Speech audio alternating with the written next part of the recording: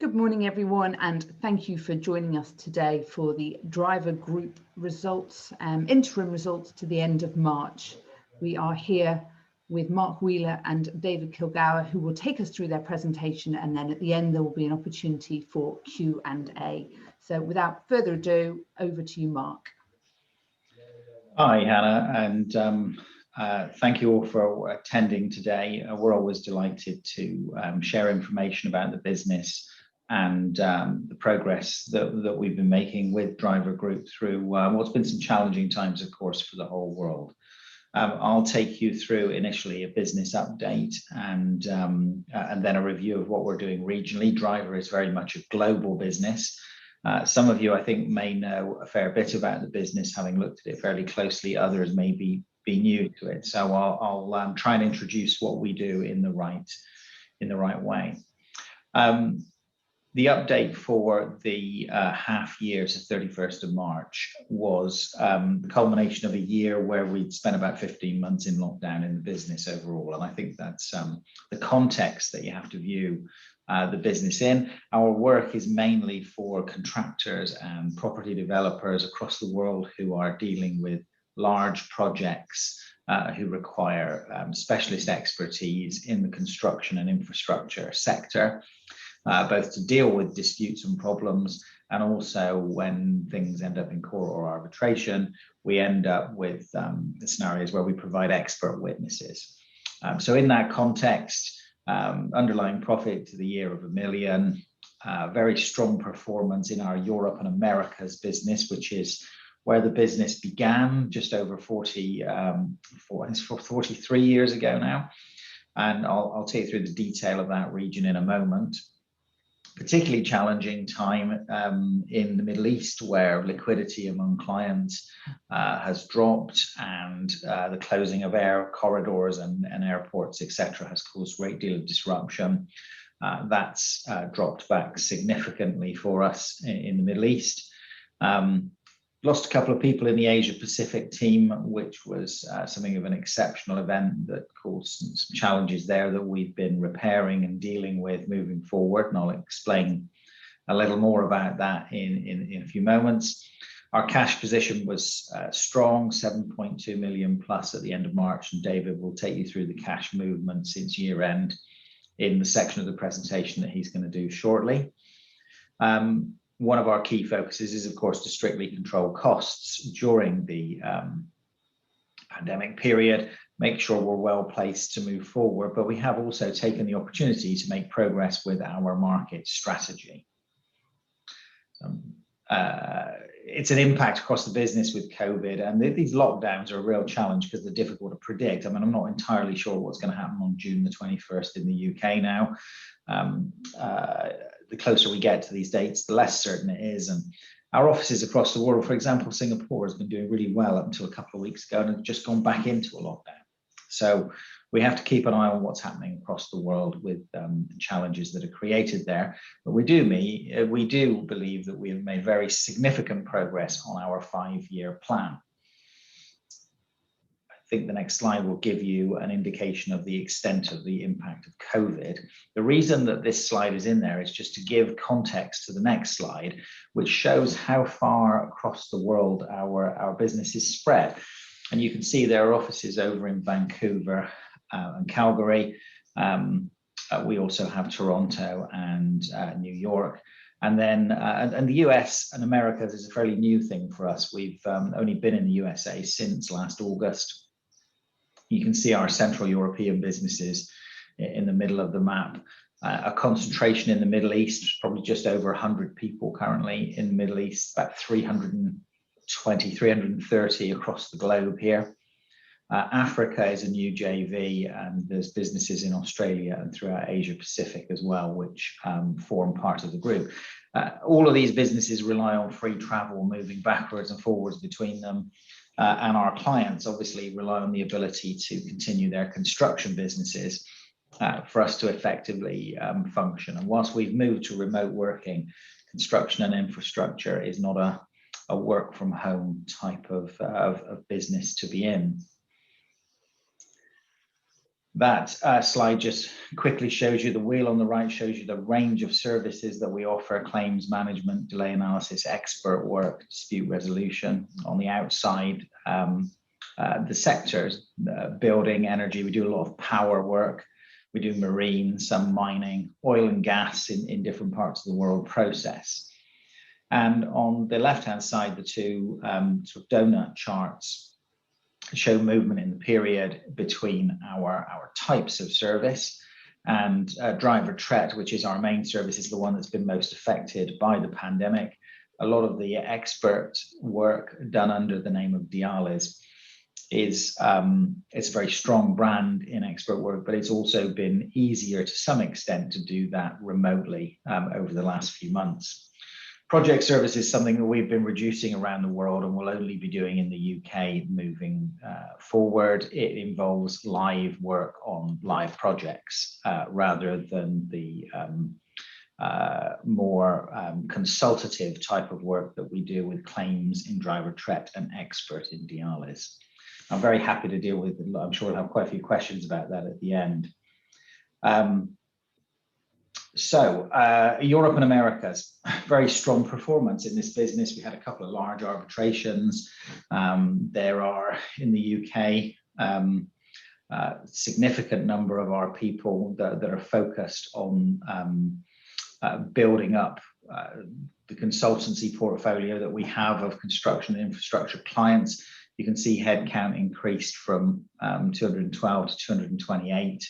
And in part, this is growth in the US. We started there last August and have tripled the staff very quickly up to a headcount. We started with 2, we're up to 6, we're up to 9 now in Toronto. And it's important to say that good start and that progress that we've made in Americas has been done in a time where people have joined us in a lockdown and actually have never been to the office in the time that they've been with us. In fact, there actually isn't an office there at the moment. It's virtual to control the costs. So some very good progress here, particularly in the context of the commercial environment that we've been trading in. Our challenges, however, have been, of course, in the Middle East, which is the next slide, that will show particularly how challenging that market is. And with the hub airports being closed, travel is a real issue for people around the region. We've readjusted our cost base back to meet revenue. We've installed a new highly experienced managing director for this region and for APAC, who was previously with a leading competitor, and believe that we've reset the business to where it currently needs to be. What the effect actually is in real terms is in conversion. We would normally have 5 or 6 opportunities in our Dubai office at any one time that we have bids in for, and we'd expect to win 2 of those. Currently we have 14, but the time to convert that work is taking a while because of the challenge of getting clients to commit to a spend in a very uncertain environment. So difficult place to work at the moment, but with a great pipeline of work, we believe down the road that we're well placed to be looking to deal with. Asia Pacific is the next slide, which is a business that had some significant challenges around the loss of a team and 2 key experts who had unusual contractual arrangements that were historic in the business, and they are the only people that had those contractual arrangements. So whilst it's been a challenging time to deal with their departure, the business is downscaled, so it's de-risked from that point of view. The cost base is significantly de-risked, and we have managed to hire 3 new experts to come into the business since, despite it being in lockdown, around being unable to visit the people and have any face-to-face meetings. So we've put in place what we need to. Certainly Australia has been great for us. Singapore is where the challenges were with these 2 guys that left.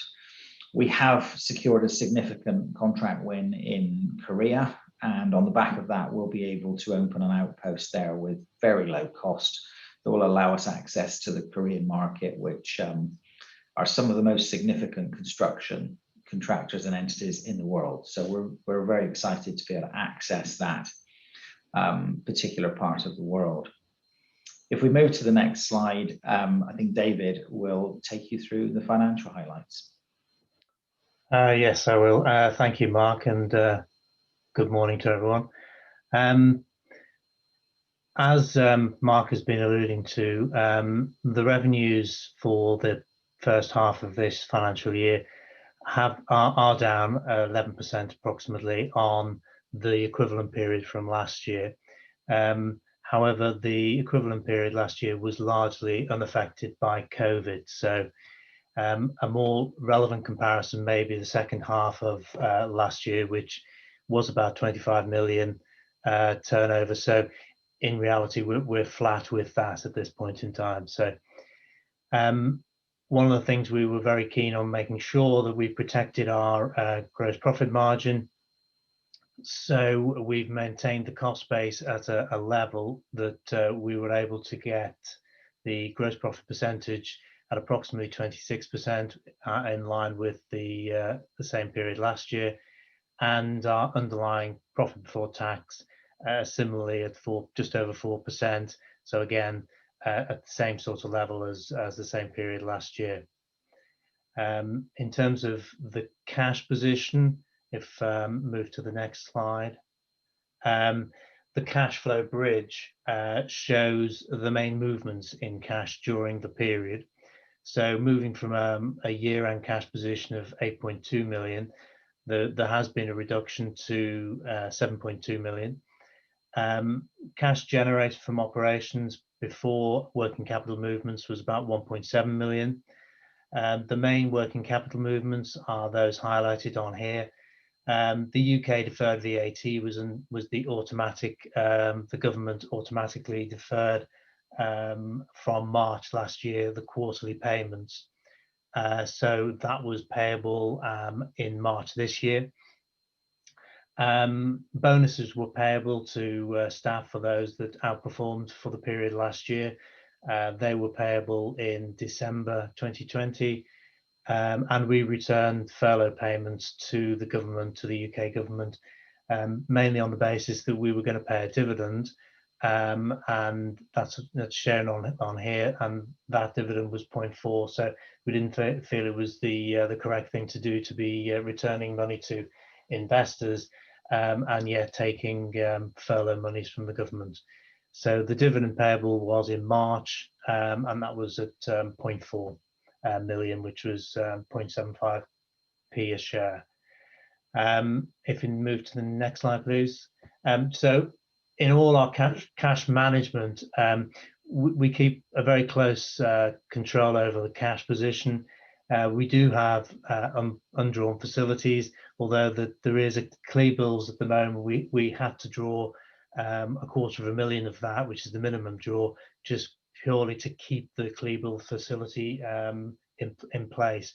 If you don't draw a Kilgour facility within 60 days of actually taking one out, it gets automatically cancelled. So we've drawn that down. We don't need the facility at this point in time. However, it's an insurance policy which we were keen, particularly over the last 6 months, just to keep in place. We do run on a weekly basis 13-week cash flows, just to monitor what our cash position is, so we can react to any drift downwards of our cash position. Our cash collections have remained strong during the 6-month period, which is at 4.7 million on average during the 6-month period, which is a good position. However, cash has become very tight across the world, as liquidity is affecting lots of businesses. But at the moment, we're in a strong position with our cash, our net cash position on the balance sheet. So I think move on now back to Mark on the strategy. Yeah, I'll just take you through what our high-level strategy is and the progress that we've made on specific targets that we've set. What you see on the screen is the historical overview of the performance of the group since it listed in around about 2005.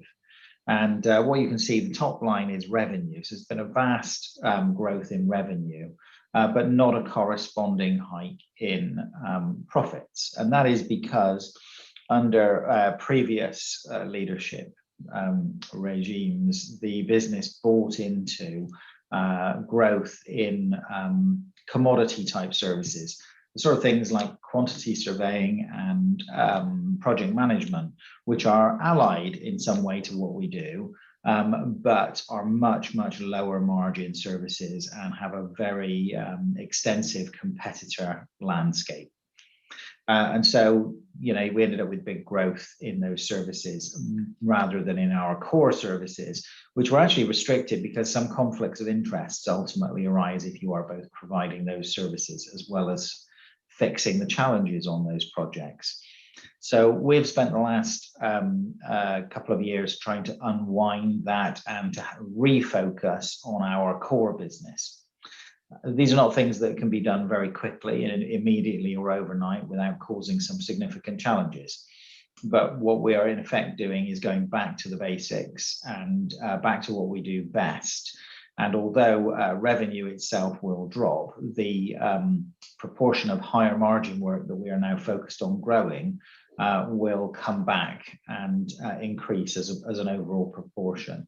And that's absolutely what we need to do. So commodity areas weren't great for us. And also over the last few years, our exposure to the Middle East and Asia Pacific has been very, very significant. Our business in those areas now is half what it was about 4 years ago, where a great deal of risk had been created as a result of basically a policy of extensive growth. We are focused on growth now, but we're focused on growth in our margin and profits and cash. The next slide gives you a summary of that strategy in that we're focusing on higher margin. Our dial is expert witness revenue in particular. We believe we've got a very solid and sustainable financial business. Our strength certainly is plenty of cash in the business and lots of long-term contracts. And some of our staff, I've just this morning sent out a congratulations on 25 years service. So our core business has got some great people in it and a very extensive geographical presence as well, which we've been expanding. And we've only just really scratched the surface of the Americas with just half a dozen people who've only been there for less than a year.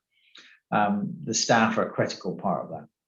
Margin-wise, higher margin work is our focus across the business. And we're also looking at innovative ways to try and extract some value from the downtime that staff have between commissions.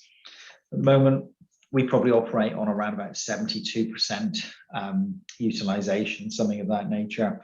Each percentage point of utilization, to give you an idea, drops about £500,000 to the bottom line when annualized. That's a really important thing for us to focus on. And also managing our risk in terms of the clients that we work with and their ability to pay us. In terms of growth, we've looked at improving our technology and processes internally, and David's got a big project on to upgrade all of those things. And I think by 1st of October, that will all be in place. And he's not shaking his head now. So that's a really positive sign that, much more up-to-date dashboard type information will be available across the business globally. From the point of view of growth, Americas and Africa are important to us, and China from the point of view of accessing Chinese contractors working across the world, which is important for us. Turning to the next slide, which shows what we've been doing over the last few months in terms of progress towards our ultimate goal. We've restructured that Middle East leadership and got some really good quality people in there at the top who've got decades of experience of working in that environment. So we're ready to go there. We've restructured our APAC leadership as well, following the challenges in that particular region. We have a long-term incentive scheme in place for key staff to retain them, which is obviously important for us. We've had to do all kinds of things with marketing and BD. We haven't actually been able to go and see a client now for almost 15 months. So we've been doing all kinds of innovative things online with that, but the business really does need to get back to being able to spend time with our clients at their offices and on their sites to a much greater extent. We have 2 great experts appointed in the US and a team that's growing now, which is good. A key performance indicator internally was for us to get to 50 testifying experts. We started 7 years ago with just 12, and these people are incredibly difficult to find, let alone hire. So that's been a really challenging thing to achieve. We wanted Spanish-speaking expertise, and we've hired a couple of great people in Madrid to be our office in Spain. But that Spanish-speaking expertise is mainly deployed in South America. And the type of work that the people based in New York are delivering is work, again, that often comes from South America. It's a kind of hub for that side of the world. The presence in South Korea is really important. The sort of Hyundais of this world are massive global entities that are really important for us to work with. And our South African alliance started about 8 months ago. I think we've got 5 live inquiries from there, and actually we've just started billing this month on our first South African commission that's arisen out of that. We were hoping to bolt forensic accounting onto our service lines this year. It's not been possible to achieve that so far. It's all about finding the right people. We came close to that recently. Didn't quite work out in the end, and that's certainly on the to-do list over the next year or so to see if we can increase the scope of the expert work that the business provides. The summary, therefore, on the strategy is, it's great to get those testifying experts up to 50. Our geographic coverage is now truly global. We've got the key people locked in. We've got access to the South Korean contractors. We've got a cost base, which is around about 13% down on what we previously had, but still allows us to deliver. If our utilization is maxed out, we can still deliver on the same level of revenue if we can get that work, that pipeline of work converted and into the business quick enough. And we will be extending, not just with forensic accounting, but with other expert disciplines, the Dialis process in the future.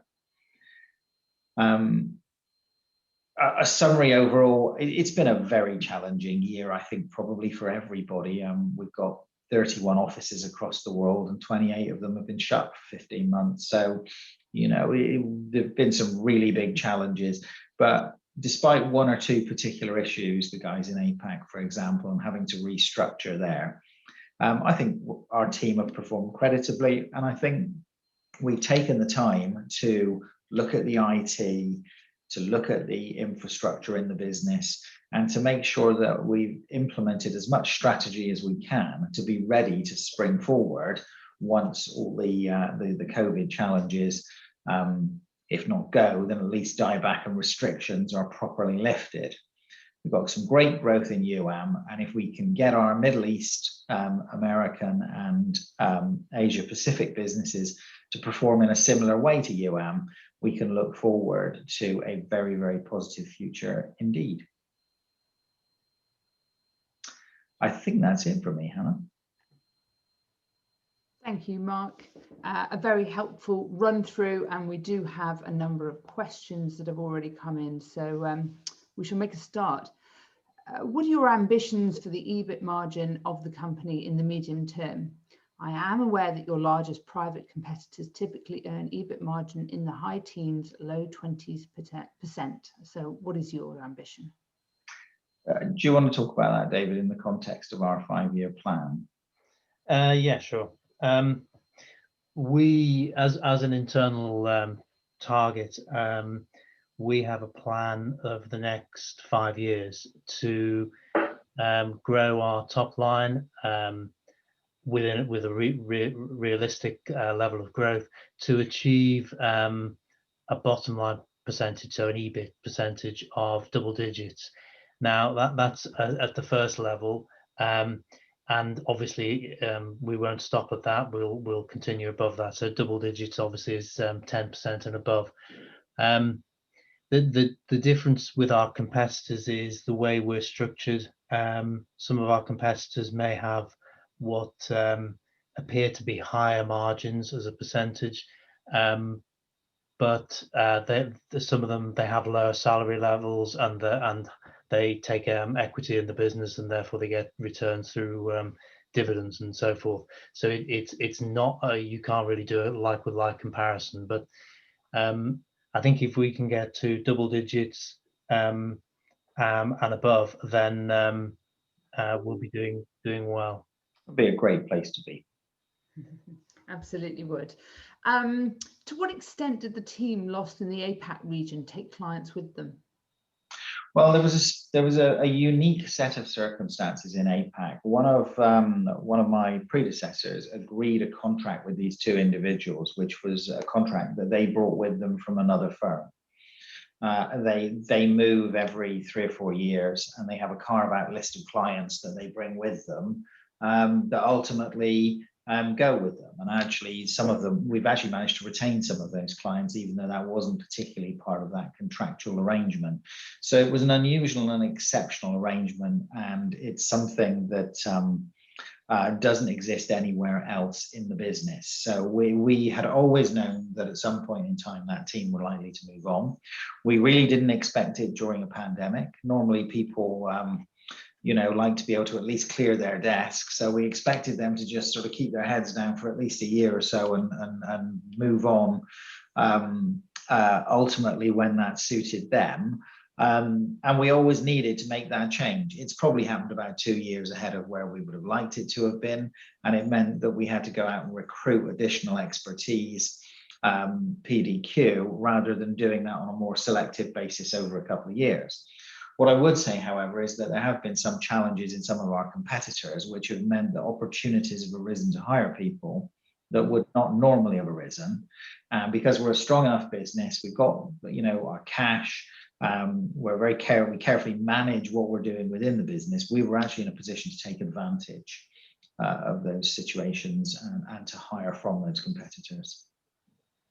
Very promising. With the group focusing on the higher margin offerings such as Diales, can investors expect to see divestiture of lower margin parts of the business moving forward? Absolutely, and we have been doing that. We exited those low margin businesses which were primarily termed as project services in APAC over the last 12 months completely, and we certainly won't be going back into that. In the Middle East, we've reduced outside of Oman, we've reduced those teams down significantly, and I think we'll be out of that market within the next 6 months. And then in Oman, we need to make some further adjustments to our business along that scope. I would say that this does not apply to our UK project services business, which is very successful and has a niche in the power process pharmaceutical type area. And is actually a great business. But outside of the UK, we are dealing with that challenge as promptly as we're able to. Obviously, there are contracts, and those contracts on that type of work are long term. So there's a situation to be managed, but that's a really long-winded way of saying yes. We like the long-winded way too. Obviously, the pandemic, as you've already highlighted extensively throughout the presentation, has caused some significant disruption to global construction. Question sort of focuses around what you would expect to see in terms of the pipeline. Obviously, in this set of results, your outlook is optimistic but cautious. There are fewer disputes going. Are there fewer disputes going for resolution, or do drivers expect to see significant need for their services in the future? Is the timing of pent-up demand uncertain? I think the starting point is the reason we've got a business in the first place, and it is hard to predict revenue. It always has been hard to predict revenue in this sector. And that's because we can get a phone call one night saying we need 6 people urgently, we've got a problem. And equally, we can get a phone call the next day saying it's okay, we've settled. So it's spiky and it's challenging to manage the downtime, and having some critical mass allows us to do that effectively. That's the first thing. The second thing is historic data shows that 55% of construction projects will either finish later than planned or cost more than planned, or both. So that's the statistic that effectively makes us very confident that even though we don't know what next month's disputes might be coming into the business, that there will absolutely be some. Over the last 12 months, I don't have an updated statistic as to how many projects have finished late or cost more, but I'm guessing it's going to be 100%. It's just, you know, the availability of materials, labor, sites closing all over the world. Most projects are going to have felt some impact of the extreme challenges that the world has been through. It's unlikely all of those will be resolved by negotiation. Early on in the pandemic, some projects were affected, and some of those attending will be familiar with force majeure clauses. They kicked in, and we did get involved in resolving some of those challenges. Those situations rely on the situation being unforeseeable. Of course, once you've been doing it for a few months and everybody knows about it, any projects you then entertain, you know, moving forward, it's absolutely foreseeable. And those are the challenges that we're going to be helping clients face moving forward. And it's difficult to understand any kind of view that suggests that there won't be an increase in construction disputes down the line. And as I mentioned earlier, you know, the inquiry rate across the business in some areas is significantly up, particularly in the Middle East. It's the conversion time, where people are waiting to finish their jobs, they're waiting for cash to come through before they want to commit to consultants. And litigation funding is also a factor that we're involved in looking at quite closely. Yeah, well, I think the next question then speaks to obviously the loss of people in APAC, but you know, also your comments earlier on utilisation. And as we live in an increasingly remote and digital world, how much are you able to flex resources by region and perhaps, you know, take people to fill gaps in other countries? Well, the answer to that is that we do it as much as possible, and we'd like to do it more. So the guys in the US starting up needed additional resource because there was only a couple of them. They also needed Portuguese-speaking resource because one of the projects was in Brazil. We had that in Paris office, and so Paris office and the US worked very closely on the recent arbitration. And the guys in the Spanish office are also in some US proposals moving forward because of the desire in South America to have that Spanish-speaking resource. So that's all good. During the last few months on jobs that I've been working on personally, I've engaged people from the Middle East because the project was actually in Saudi Arabia, and I wanted some local knowledge along with people from the UK. So we do it. Of course, the challenge is if you've got a big project which requires English language skills and a knowledge also of Spanish and say Portuguese, you cannot send that job to Singapore to have it done. And also the people need to be able to operate in some kind of time zone connectivity in order to be able to work together effectively. Now, there are some things where a large amount of spreadsheet number crunching could be sent to Malaysia to be done overnight, where it's low cost with some very skilled people there who can do that kind of stuff for us. And we do need to maximize that, but there are clearly limits. So it's an issue for management to be really as sharply focused on as they can. Certainly, we've all become more adept at video calls and working remotely than we ever were before. That's bound to add to our efficiency. No, understood. David, one for you then. Could you explain why your receivables are so high? Yes, well, the assumption being that they are high, but in reality, I guess it's the nature of the business. The business, when we're billing clients, very often it's for a piece of work which is phased over a few months. So whilst we will invoice on a monthly basis, they're not particularly keen on paying us, even though the terms and conditions are either 14 days or 30 days. They're keener to pay towards the end when they've seen some product. So that's part of the reason.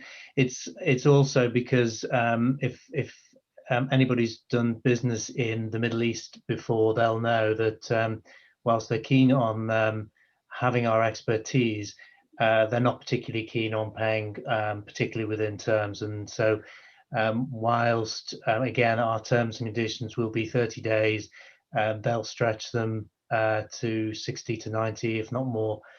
So it's just the nature of the business. We manage it, I think we manage it very well. All our competitors have exactly the same sort of problems. And interestingly, recently the gentleman that joined us from one of our competitors, and is the MD of the APAC and Middle East region, was commenting how much better and lower our debtor days are than our competitors. So that was good to know. Good. Another one here on buybacks. Obviously, you're well capitalized at the moment. The outlook's looking positive, and we would all argue, I think, that the rating is looking undemanding. Are you up for thinking about committing to a more aggressive buyback strategy? We're certainly not going to commit to it, that's for sure, but we've done it in the past, and it's something the board considers on a regular basis, along with our dividend policy and other matters. I think when the pandemic started, we decided to just make sure that our cash position was positive and secure, and we don't believe it's over yet. We certainly want it to be over, and our current thought process is that in 6 months' time at the half year, we'll review the situation again. We expect to be cash to be where it is or possibly better. And if we're carrying £8 or £9 million worth of cash, and we've got restrictions lifted across the world and are starting to trade as effectively as this business can, then it's one of the things that will be at the top of the agenda to discuss at the board meetings. Okay, thank you for that. Last couple, so if anyone does have any more to submit, now will be a good moment. But is it fair to say that the huge number and the scale of projects in Saudi Arabia will be beneficial to the group going forward? Yes. My short answer. And in which case, then the final one, bit more bigger picture here, but you're the only business in your field that is publicly listed. Do you think that the AIM listing is the best venue for your ownership? Well, I'm not readily sure what options are available to me to in terms of ways to deal with that this afternoon. It's interesting. What I would say is that others have actually been listed before. There was an outfit that I worked for a number of years ago called James R. Knowles that was listed for a while and delisted on purchase by Hill International, who became HKA. They were at the time, I think they were NASDAQ listed. So it has been done before. I think we are different because of that. There's a lot of private equity type businesses in the market, privately owned, that are operating in a different way. I think it allows us to incentivize our staff and get them involved with LTIPs and things, and we can encourage some share ownerships. There are a lot of positives to it. I think the business model that we're closest to is effectively the contentious part of law firms. And it's been really interesting over the last couple of years to see the increase in law firms that have decided to list and to move away from the traditional sort of lockstep partnership policy that they've had in the past. And one or two tried it with varying degrees of success, but I'm reading positive things about those that have listed. The other sort of business that's in our arena are litigation funders.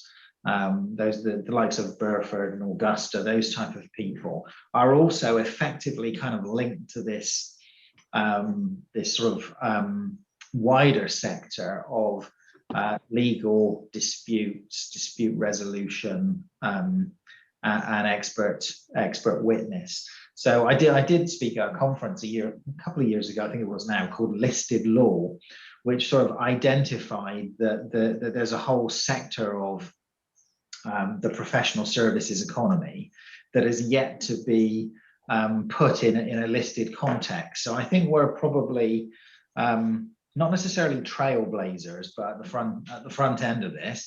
You do have to run the business differently to if it's a partnership. David and I can't just go to the pub at the end of the year and divide up the cash between us. We have all kinds of rules and restrictions involved. It does allow us to set a tone of what our culture is for our staff. And it does allow us to engage our staff in ownership, and it does allow us to be transparent about our results and our financial strength, which helps in those aspects. It's not without its challenges. I'll be completely honest about that. It does have challenges from time to time, but fundamentally, Driver Group is a really interesting business in a very small specialist niche with some fantastic people in it. And I actually don't think it causes us too many problems. Well, as you say, you're sending out letters today congratulating people on their 25 years of service. So being able to tie people into the business via equity sounds like it's it. Yeah, actually the longest currently at the moment is 32 years with no time off for good behaviour. So we have quite a few people who have really long service awards.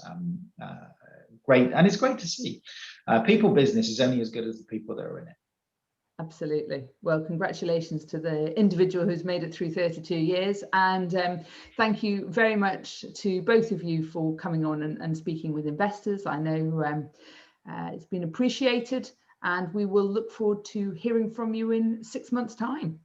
Yeah, well, we'll look forward to coming back and giving you an update. Thank you now. Bye-bye. Thank you. Thanks everybody for joining. Thank you. Cheers. Bye.